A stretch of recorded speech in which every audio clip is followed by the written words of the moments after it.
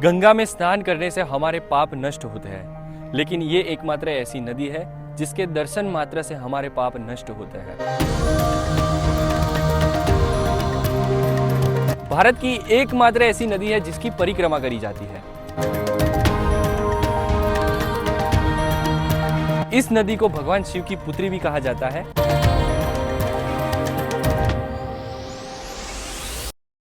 नमस्कार मित्रों, मेरा नाम है आर्यन लिंबाचिया और आज मैं आप सभी लोगों को बताने वाला हूँ हमारी नर्मदा मैया का इतिहास। हमारे पुराणों में ऐसा कहा गया है कि गंगा में स्नान करने से हमारे पाप धुलते हैं, लेकिन ये ऐसी नदी है कि जिसके मात्र दर्शन से हमारे पाप नष्ट हो जाते हैं। इस नदी का नाम है नर्मदा मैया।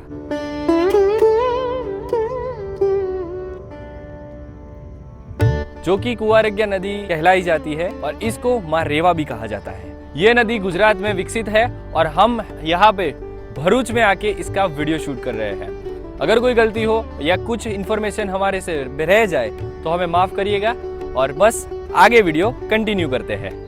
ये नदी मध्य प्रदेश के अमरकंटक से निकलकर 1312 किलोमीटर चल के ये नदी जाती है हमारे अरब सागर में और इसको कहा जाता है कुंवारिका नदी। इस नदी को भगवान शिव की पुत्री भी कहा जाता है, जो अमरकंटक की पहाड़ियों से निकलकर पश्चिम की ओर बहती है।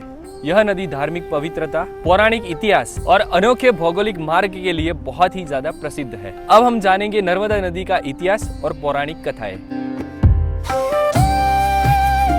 एक प्रसिद्ध लोक कथा के अनुसार नर्मदा नदी और सोन नदियां अमरकंटक पर्वत पे पली बढ़ी और युवा अवस्था में दोनों ने विवाह करने का प्रण लिया। मार्ग में सोनभद्र नदी नर्मदा की सखी जूहिला पर मोहित हो गया और नर्मदा को भूल बैठा। इस विश्वासघात के क्रुद्ध होकर नर्मदा ने उसी क्षण अकेले आगे बढ़ने का निश्चय किया और पूर्व की जगह पश्चिम दिशा की ओर प्रवाहित होने लगी।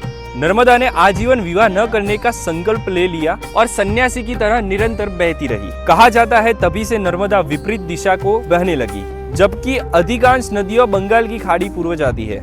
इस कहानी के कारण नर्मदा को चिरकुमारी नदी कहा जाता है और उसके त्याग व पवित्रता की चर्चा लोकगीतों में होती है। नर्मदा को शिवपुत्री मानते हुए इससे जुड़ी एक कहावत प्रसिद्ध है, नर्मदा के कंकर उठे शंकर, अर्थात नर्मदा के हर कंकर में शिव बसते हैं। इसे मुक्तिदायिनी देवी के रूप में भी पूजा जाता है, अर्थात मां नर्मदा के दर्शन मात्र से मुक्ति मिलती है। पुराणों में कहा गया है, गंगा स्नाने यमुना पाने नर्मदा दर्शने तथा त्राप्ति स्मरणे, यानी गंगा में स्नान और यमुना का जल पीने से जो पुण्य मिलता है वह नर्मदा के दर्शन मात्र से प्राप्त हो जाता है। इसलिए नर्मदा को हिंदू धर्म में गंगा जैसी ही पवित्र स्थान प्राप्त हुआ है। पौराणिक कथाओं के अनुसार भगवान शिव ने मैकल पर्वत पर कठिन तपस्या की थी।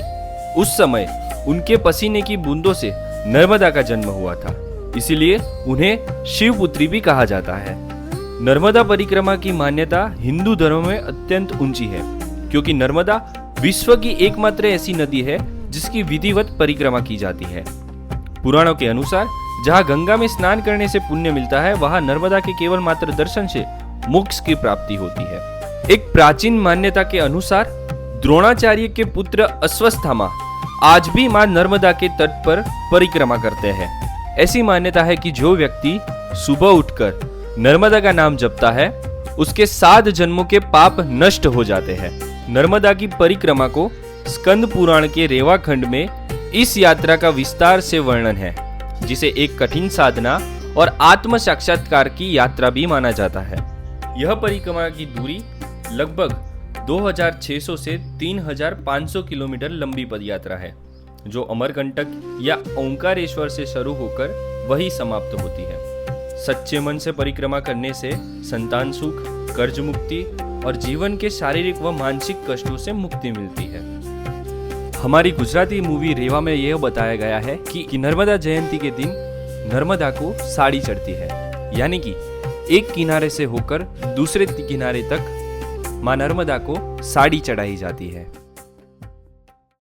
नमस्कार, जैसे कि अब तक आपने ये वीडियो देखा, जैसे कि हमें पता चला कि हमारे हिंदू संस्कृति में नदी का क्या महत्व है। नर्मदा नदी भारत की पवित्र नदियों में से एक है। यह नदी मध्य प्रदेश और गुजरात के लिए जीवनदायिनी है। क्योंकि इसमें से सिंचाई, बिजली और फल फूल वगैरह हम आदि उपयोग करते हैं। नर्मदा नदी सिर्फ नदी नहीं बल्कि ये संस्कृति और हमारे इतिहास का एक प्रतीक है। इसके किनारे कई प्राचीन मंदिर, शहर और आश्रम बसे हैं जो सदियों से आध्यात्मिक केंद्र रहे हैं। नर्मदा नदी की परिक्रमा का भाई एक महत्व है। इसे पैदल किया जाता है।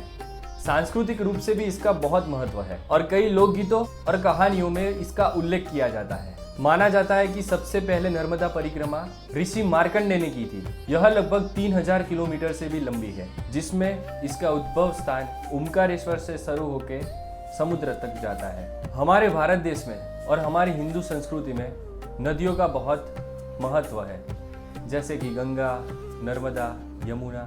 हिंदू धर्मों में नदियों को माँ माना जाता है और हम नदियों को ही नहीं बल्कि हमारी धरती को, पवन, वायु, अग्नि, इन सबको हम लोग देव मानते हैं। हम सब भाग्यशाली है कि हमें हिंदू में जन्म मिला है।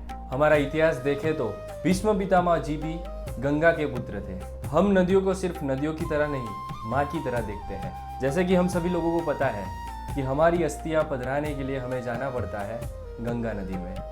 भारतीय संस्कृति बहुत विशाल है, इसका इतिहास भी बहुत विशाल है। हम सबको संकल्प करना है कि हम अपने धर्म को बचाएं और इसका इतिहास, इसका महत्व सभी के साथ बांटें। इसीलिए हमारा भारत देश बहुत महान है। वायु, जल, अग्नि, धरती, इन सब में हम देवों को देखते हैं। इसीलिए अटल बिहारी वाजपेयी जी ने कहा था, ये वंदन की भूमि है, अभिनंदन की भूमि है, ये अर्पण की भूमि है, ये तर्पण की भूमि है। इसकी नदी नदी हमारे लिए गंगा है और इसका कंकर कंकर हमारे लिए शंकर है। हम जिएंगे तो इस देश के लिए और हम मरेंगे तो इस देश के लिए। इसीलिए हमारा धर्म, हमारी संस्कृति और हमारा इतिहास हमारे साथ है।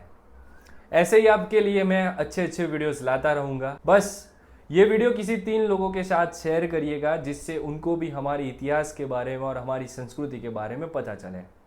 बस वीडियो पसंद आता है तो वीडियो को लाइक कर देना, चैनल पे नए हो तो चैनल को सब्सक्राइब कर देना। मिलते हैं ऐसे अगले वीडियो में, तब तक के लिए जय राम जी की। और अगर आपको इसका पार्ट 2 चाहिए तो मुझे कमेंट सेक्शन में ज़रूर बता देना। मिलते हैं।